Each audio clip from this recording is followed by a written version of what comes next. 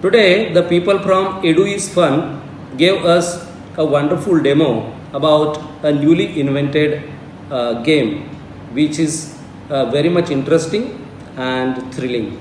I just watched the reactions of the students.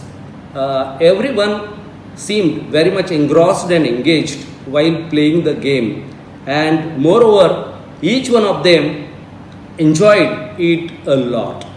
The concepts were difficult, but it seems that the concepts got cleared because their faces spoke everything.